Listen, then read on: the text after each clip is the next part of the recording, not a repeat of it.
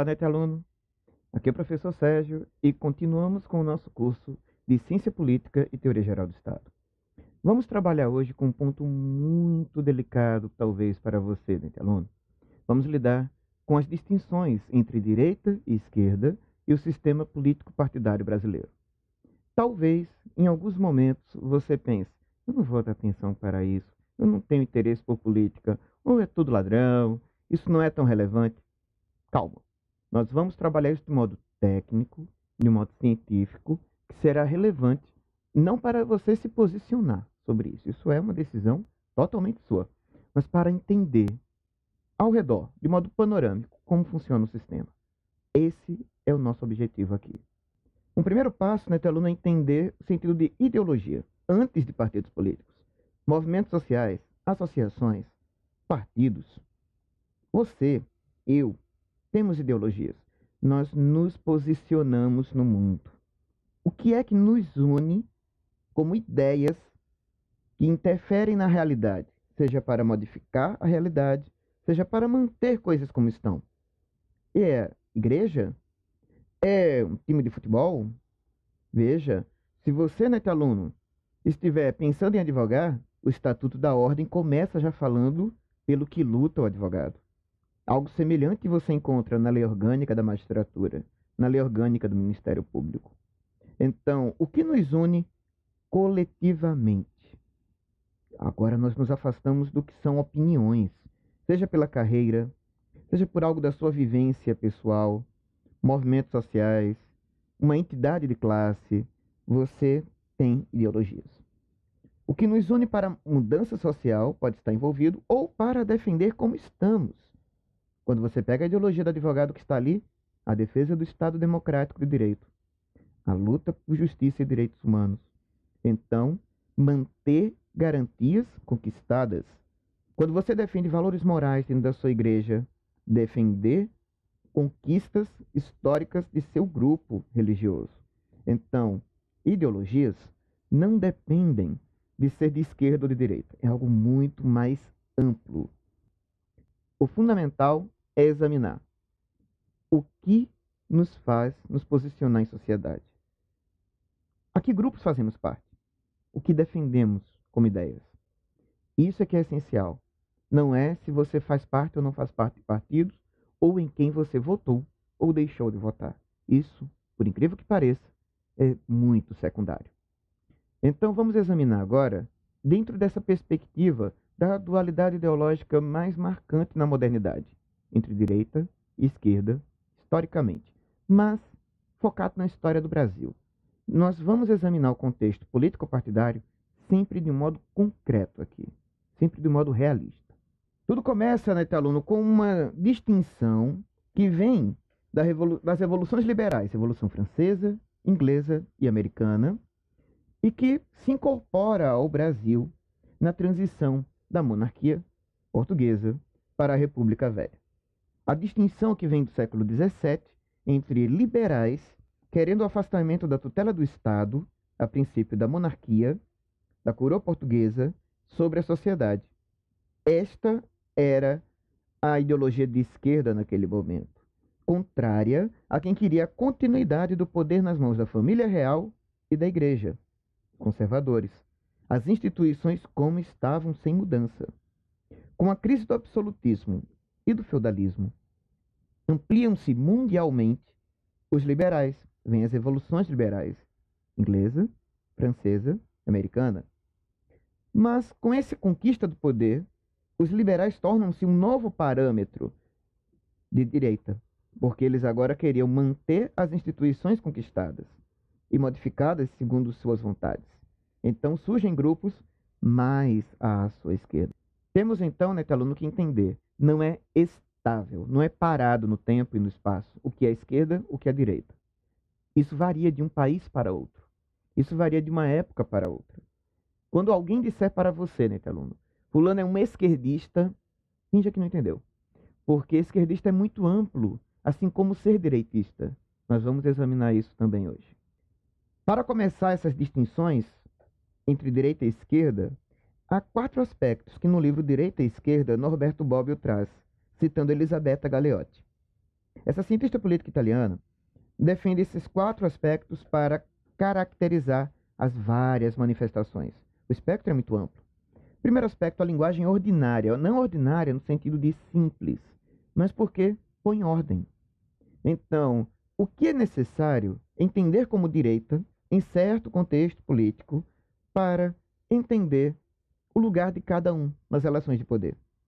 Eu posso ter também isso como parte da linguagem de uma ideologia, considerando que alguém se apresenta como socialista. Dentro do campo da esquerda e da direita, que nível, que grau de socialismo? Diriam, na prática política, quão vermelho, quão azul alguém é, considerando como se dividem, às vezes, simbolicamente, esses elementos. A análise histórico-sociológica também. Historicamente, no Brasil, isso às vezes fica um pouco confuso, porque, apesar de estarmos no século XXI, ainda usa-se às vezes a atribuição de toda a direita estar vinculada à ditadura. Toda a direita ser conservadora, quando isso já não é bem assim. Do mesmo modo que é equivocado comparar toda a esquerda a um comunismo. Mas esses equívocos técnicos na ciência política podem influenciar decisões sobre relações de poder das pessoas. Esse é o aspecto do estudo do imaginário social. Afinal, mesmo que alguém não seja exatamente defensor da esquerda política, por que seus eleitores, correligionários, os integrantes do partido, aqueles que ouvem aquela pessoa, consideram ele de esquerda, consideram ele de direita? Então, o estudo do imaginário social traz elementos para caracterizar esquerda e direita. No tempo, considerando uma linha do tempo, uma análise histórico-sociológica, como se situam certos grupos políticos no passar do tempo. A linguagem utilizada, certos termos são muito típicos de certas organizações políticas. Se eu tenho propriedade e eu considero a função social fazer ser válido alguém estar na propriedade de outrem, eu posso usar ocupação de terra. Se eu considero a propriedade inviolável e que deve ser mantido como está, eu posso chamar de invasão de terra. Essa é uma questão sobre a linguagem na ideologia, muito importante e muito comum. Eu posso caracterizar pelo modo como alguém se expressa, está mais à esquerda, mais à direita. É desse modo, né, aluno, então, que nós vamos começar a examinar algumas organizações ideológicas, não organizações políticas concretas desde o começo, mas ideológicas. Quais as ideias fundantes, principais, para cada corrente política de maior destaque? Assim, qualquer partido político que vier, ou que alguém faça parte na sua cidade, você vai poder, em poucos minutos, ouvindo alguém, lendo um programa de governo, verificando projetos de lei de um candidato a parlamentar ou de um parlamentar no seu exercício profissional, se ele está mais à esquerda, se ele está mais à direita. Vamos começar essa nossa reflexão. Ao falar de comunismo, o primeiro passo necessário é pensar no socialismo. Existe a ideia de socialismo utópico, por alguns associado a líderes religiosos, Buda, Jesus Cristo. Não vamos entrar nessa questão de se está mais próximo ou não. Quando Owen começa a sistematizar teoricamente um socialismo utópico, ele vem a trabalhar isso como uma indústria ideal em que todos são iguais. Mas fica no campo das ideias. Precisamos, como diria Maquiavel, do mundo como ele é. Então temos como exemplo de socialismo testado na realidade o chamado socialismo real, que é parâmetro para a Alemanha Oriental, quando a Alemanha era dividida em 2 países, União Soviética, Cuba, China, como um grande bloco na Guerra Fria, contraposto aos defensores do capitalismo. O que defendia essa construção? Que nós teríamos uma transição contínua e lenta para chegar ao comunismo, onde haveria total distribuição pelo Estado de bens e riquezas entre todos, tornando o Estado em seguida desnecessário. Do primeiro, ele seria bastante forte, como defenderiam conservadores, naquela visão que conversávamos antes, e implantando direitos e garantias, como defendiam os liberais. Porém, direitos e garantias que não poderiam ser em oposição ao Estado. Isso só vai ficando claro no passar do tempo. na transição do que ficou como marxismo-leninismo, na primeira tomada de poder, na Revolução Russa, para o regime do stalinismo. Falarei de stalinismo quando lidar com totalitarismo. Mas o comunismo estaria então implantado quando a emancipação política, todos os cidadãos, passasse para a emancipação humana, todos tendo acesso a tudo. Sempre como estado de transição estaria sendo visto o socialismo. Então, neto aluno, quando nós tivermos partidos políticos defendendo essas ideias, lembre, verifique programas, pois eles não estão mais no auge da Guerra Fria. Eles não estão mais na segunda metade do século XX. Eles não estão mais nos tempos da Revolução Russa, na primeira metade do século XX. É o contexto, neto aluno, em que nós temos que examinar a defesa de uma revolução contra a burguesia feita por partidos políticos no Brasil, como o PSTU, Partido Socialista dos Trabalhadores Unificado, e o PCO, Partido da Causa Operária.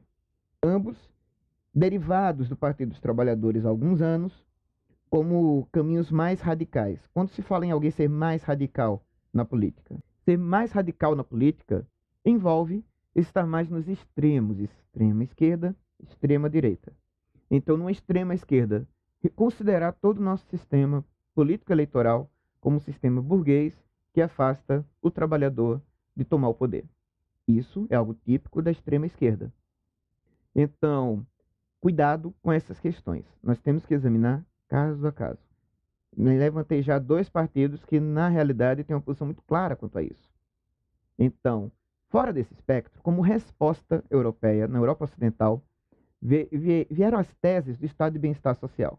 A ideia central do Estado de Bem-Estar Social vem a ser oferecer essas garantias, oferecer vantagens pelo Estado sem deixar de ser capitalista. Vamos examinar passo a passo como isso se dá. Temos aqui uma citação de Anthony Giddens, tirada do livro A Terceira Via. Inclusive, a moldura que está aí, neto aluno, está na página do livro também. O que nós temos nele? Vários elementos. Como isso é bastante controverso, eu preferi trazer de um teórico bastante consultado na Europa sobre o assunto. Quais seriam características centrais? Um envolvimento difuso do Estado na vida social e econômica. O que isso quer dizer? Eu tenho o Estado interagindo por meio de políticas sociais, por meio de programas de compensação da vida em sociedade. Então, quando eu falo em programas sociais de intervenção para compensar falta de saúde, assistência social, alimentação, vale gás, vale transporte, o que for, eu tenho o Estado interagindo com vários aspectos da minha vida em sociedade e compensando problemas na minha vida econômica. A sociedade civil não tem uma presença direta tão marcante. É o Estado tomando decisões pelos cidadãos. Há uma ideia coletivista, por quê? Porque a ideia é voltada para todos. É igualitarista, continuamente. Europeus gostam de tratar assim. Igualitarista, porque procura atender a todos que precisarem, com baixa burocracia para esse acesso. A administração, segundo Keynes, da demanda. Keynes, como teórico da economia fundamental para o estado de bem-estar social, somado a um corporativismo, terei entidades de classe sendo a força coletiva de pressão sobre o Estado. Há papéis restritos para o mercado. Você já deve ter ouvido falar, né, aluno, em agências reguladoras, agências que fiscalizam o mercado por meio do Estado de Direito. Empresas públicas agindo por meio de economia mista ou estatais havendo. A busca contínua do pleno emprego. Não ser admissível uma parte da sociedade simplesmente sobrar, não ter espaço. O igualitarismo será visto como algo crescente nesse contexto. E o chamado welfare state, o termo original para estado de bem-estar social, ele é em contínuo crescimento. Como ele funciona? Protege os cidadãos. Essa é uma expressão de todo político social-democrata. Protegendo o cidadão do berço ao túmulo. Adoram usar essa expressão. A modernização é linear. O que isso quer dizer? Há programas. Primeiro vamos implantar isso, depois vamos implantar aquilo, tendo em vista uma racionalização do acesso de todos ao que a sociedade oferece, por meio do Estado. Normalmente não há um discurso ecológico. Normalmente há uma perspectiva de integração internacional com outros que queiram oferecer algo semelhante. Lembre, é uma resposta, né, aluno, ao crescimento do socialismo real na Guerra Fria. Então, há uma integração de países. A OTAN vem com esse objetivo, a Organização do Tratado Atlântico Norte, para ter um conjunto de países voltados ao estado de bem-estar social para evitar a expansão comunista. Pertence, portanto, a essa ideia bipolar, essa ideia entre esquerda e direita, do modo mais forte que ela está presente no século XX. Temos, então, que prestar atenção, né, aluno, a isso. Temos características, onde elas estão presentes. Essas características estão presentes no Partido da Social Democracia Brasileira, PSDB, no Partido dos Trabalhadores, no PDT, Partido Democrata Trabalhista. Nesses três partidos, podemos ter mais, claro, mas eu preferi trazer elementos mais marcantes na vida política brasileira. Esses três partidos têm em seus discursos normalmente programas voltados à social-democracia. A social-democracia tem esses parâmetros que nós estávamos vendo. Começamos a entender a questão do igualitarismo, típico da social-democracia, de modo programático, pelo estado de bem-estar social. Vamos ver agora como Norberto Bobbio, no mesmo livro Direita e Esquerda, aborda o assunto. Como diz Norberto Bobbio, o conceito de igualdade é relativo, não absoluto. Afinal, eu não posso ter de modo dogmático, por igual para todos, essa ideia. Depende de uma construção histórica. É relativo ao menos a três variáveis que precisam ser consideradas toda vez que se introduz o discurso sobre ser mais ou menos desejável e realizável a ideia de igualdade. Quais são os três elementos que Norberto Bobbio ressalta? Quem são os sujeitos? Quais são os bens e ônus? Quais são os critérios? Em outras palavras, nenhum projeto de repartição pode deixar de responder a três perguntas básicas. Certo, igualdade. Ninguém vai ser contra a igualdade. Todo mundo quer igualdade. Ninguém vai dizer desigualdade é necessária, mas entre quem? Iguais em quê? E quais os critérios de igualdade? O que eu usarei como paradigma, como critérios de equiparação, para poder definir essa igualdade? Bom, até agora eu falei bastante de igualdade. E aqueles que lidam muito com a liberdade como base política? Vamos lidar um pouco com o neoliberalismo e o libertarismo. Temos a ideia, de novo com Anthony Giddens, de um governo mínimo, um governo que intervém pouco, que deixa o mercado decidir mais. Na sociedade civil autônoma, as pessoas se organizam coletivamente como bem entenderem. O mercado é parâmetro essencial, por isso um fundamentalismo de mercado é marcante. Há uma ideia de autoritarismo moral, chamada forte individualismo econômico, que isso quer dizer o peso do indivíduo tomando suas próprias decisões. Então, os valores de grupos da sociedade serão objeto de diálogo entre grupos, sem intervenção do Estado. O mercado de trabalho será visto como qualquer outro mercado. Pode dar certo, pode não dar certo. Eu busco um emprego, não consegui, a vida é assim. A aceitação da desigualdade. O nacionalismo de um modo bem tradicional. Eu verei o meu país como algo central. O meu país como o meu mercado, com a minha vida individual nessa sociedade. Para aqueles que não conseguem emprego, para aqueles que não enxergam oportunidades, não é que o welfare state, o estado de bem-estar social, será para todos. Será para aqueles que de jeito nenhum teriam oportunidade. Por isso a ideia de rede de segurança. A modernização também é programática para considerar parâmetros a serem conversados com o mercado. Não costumam ter um discurso ecológico. É uma visão realista da ordem internacional, em vez de ser expansionista na órbita internacional. Como nós víamos na social-democracia tradicional, a visão libertária, a visão neoliberal, os aliados variam sempre. Eu não teria a necessidade imprudente de considerar todos aliados. Evidentemente, estamos ainda numa divisão clara entre direita e esquerda. No Brasil, não é tão forte esse discurso. Ele tem ganho força com um partido novo. Vamos examinar agora algo que às vezes pode ser visto como intermediário. entre o comunismo e o estado de bem-estar social, social-democracia. Vamos examinar o socialismo democrático. Não usando citação de Anthony Giddens, mas com base naqueles critérios que eu te mostrei antes, né, aluno? Nós temos aqui algo a observar. Liga comigo que nós temos um governo integrado a movimentos sociais. As decisões não são do Estado, tendo a sociedade civil como agente passivo. A sociedade civil é, ao mesmo tempo, sociedade política, por meio de movimentos sociais que interagem com o governo. Há um controle estratégico do mercado. Há setores da economia que estrategicamente se intervêm com objetivos coletivos. Há uma grande autonomia individual sobre os termos morais. Cada um faça sua vida íntima, privada, que bem entender, desde que sem vítimas. Grande proteção ao mercado de trabalho contra o desemprego. As políticas públicas constituídas são voltadas a combater desigualdades sociais. Um nacionalismo continuamente expansionista. A identidade brasileira no âmbito internacional, mas sempre no âmbito internacional. Voltamos ao welfare state amplo da social-democracia.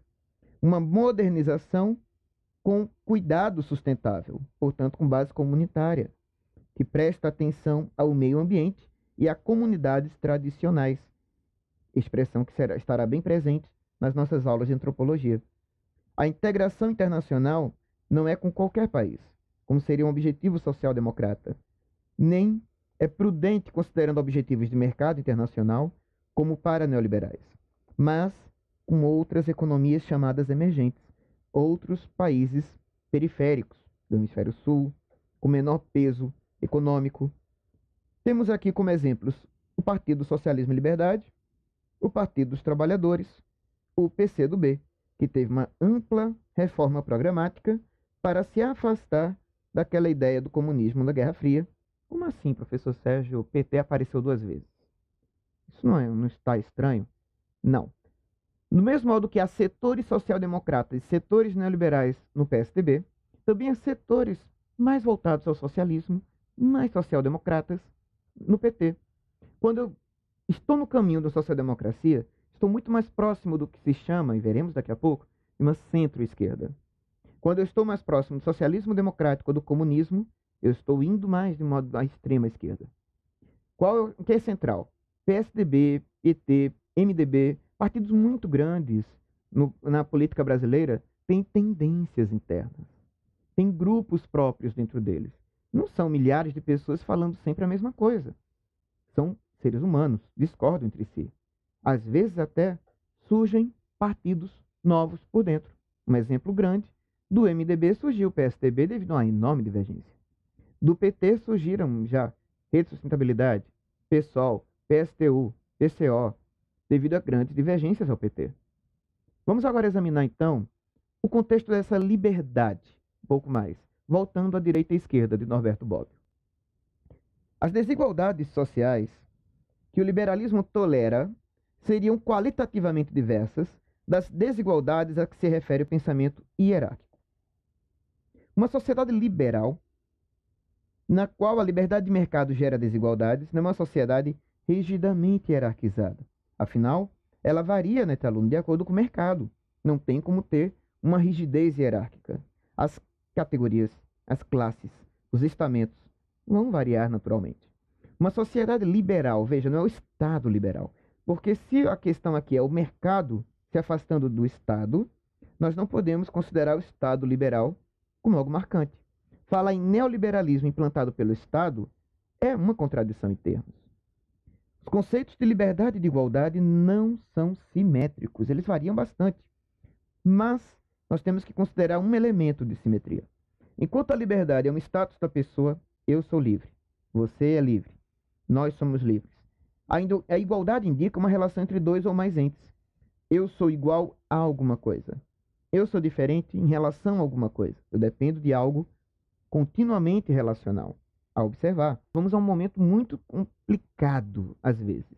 Há quem afirme no espectro político brasileiro que haveria ditadura de esquerda, ditadura de direita, no meio desse contexto. Vamos ver o que são regimes autocráticos agora. Regimes autocráticos se contrapõem a regimes democráticos. Eles têm um aspecto totalitarista. O totalitarismo, na perspectiva de Hannah Arendt, aqui está uma obra clássica, Origens do Totalitarismo, não está na dualidade entre esquerda e direita. Afinal, como pode haver uma esquerda e uma direita se o poder é focado, concentrado só em quem está com o poder nas mãos? O Estado é concentrado, não tem participação popular, divergência de ideias, grupos distintos, garantias constitucionais ao indivíduo, nem grupos políticos, na sociedade civil, fora do Estado. A ditadura não é de esquerda nem de direita, mesmo que ela tenha um discurso de esquerda ou um discurso de direita, pois o que importa na política são as práticas, são as relações de poder. Um caso que às vezes aparece em alguns movimentos de direita brasileiros para dizer que o nazismo seria de esquerda, enquanto movimentos de esquerda brasileiros dizem que o nazismo seria de direita. Vamos examinar onde está essa controvérsia. A República de Weimar teve vários partidos ultranacionalistas na Alemanha, de 1917 em diante. O ultranacionalismo é o caminho da extrema-direita. Afinal, nós somos diferentes de todos os outros ao redor e temos que garantir o que é nosso, de modo completo. E se destacou o Partido da Pátria Alemã, nesse contexto. Porém, ele, com pouco tempo, se dividiu em dois. O Partido Nacional do Povo Alemão, também de direita, e o Partido dos Trabalhadores Alemães, também de direita. Em 1920, o segundo partido muda o nome para Partido Nacional Socialista dos Trabalhadores Alemães. Daí veio a confusão, né, aluno? Hoje em dia, alguém pega só o nome do partido e acha que o nazismo seria de esquerda. Partido Social Democrata, de esquerda na Alemanha naquele momento. Partido Comunista, Partido Nacional Socialista, não se confundem. Partido dos Trabalhadores não se confunde com os outros. Nós temos aí toda a distinção. Dois de esquerda, dois de direita. Mais tarde, com a tomada do poder de Hitler, nós temos o Partido Nacional Socialista sendo o próprio partido nazista. Querem ver como é um regime totalitário? Ele é o único partido presente no parlamento alemão em 1933, em 1937, nas assembleias constituintes que surgem lá, sendo o único, portanto, claramente uma ditadura. Vamos agora, aluno, examinar juntos um gráfico que vai te ajudar na política brasileira a se posicionar claramente ou entender como todos se posicionam. Em pouco tempo, nós vamos ver juntos isso de modo bem tranquilo, de modo bem visual. Observe esse gráfico, aluno, bastante implantado, não é uma criação minha. Nós temos aqui uma distinção muito importante. Nós temos um eixo para defesa de direitos sociais. Um outro eixo, liberdade econômica. No extremo desse eixo da liberdade econômica, em vermelho, que nós temos maior intervenção do Estado na economia. Se destacam PSTU e PCO. Nós temos no extremo oposto uma outra presença marcante. Nós temos o Partido Social Liberal no contexto brasileiro. Mínima intervenção do Estado na economia. Mas o que faz? Getúlio Vargas está acima de um lado e o PSL está acima do outro lado. Observe, aluno, que nós temos, de um lado, maior intervenção do Estado sobre direitos sociais, maior intervenção do Estado sobre a vida na economia. Abaixo, o que nós temos com a social-democracia? Por que estão piscando diversos nomes? Observe, aluno, que nós temos, de um lado, o populismo de Vargas, que eu já descrevia, do outro lado, Podemos, como algo mais mediano, mais próximo de uma centro-direita, tendo controle sobre direitos sociais, certos aspectos morais prevalecendo, já afastados do caso mais extremo do Partido Social Liberal. Mas eu tenho aí menor intervenção no mercado, maior intervenção em direitos sociais. Abaixo, observe, de um lado, que nós temos dois ex-presidentes recentes, Lula e Fernando Henrique Cardoso, como representantes de uma social-democracia brasileira, querendo uma intervenção do Estado na economia, criam programas sociais compensatórios, agências reguladoras, com menor intervenção sobre direitos sociais, criam diversos mecanismos de defesa de direitos humanos. No outro lado, nós temos surgindo algo bem diferente. Menor intervenção sobre direitos sociais, menor intervenção sobre o Estado. É o papel do Partido Novo. Observe então, né, aluno, que nós temos aí, por maior ou menor intervenção sobre direitos sociais e liberdade econômica, como entender direita e esquerda. Dentro desse contexto, onde se situa o controle do currículo escolar? Se é algo mexendo com liberdade de expressão, nós já temos como encaixar nesses eixos. Se é algo para o currículo ser todo definido pelo Estado, nós também já temos o que fazer. Descriminalizar a maconha é comprometer aspectos morais? Se for, já sei onde eu me posicionar nesse espectro. Se for com uma agência reguladora da maconha, já tenho onde me posicionar nesse espectro. O controle de armas via Estatuto do Desarmamento ou o controle individual de cada um? A questão do aborto vista como aspecto moral ou uma questão de saúde pública? Você pode discordar, você pode concordar, você pode se posicionar ou não, mas as ideias da nossa sociedade que surgirem no seu cotidiano, você terá como situar no espectro político brasileiro sem dificuldades mais.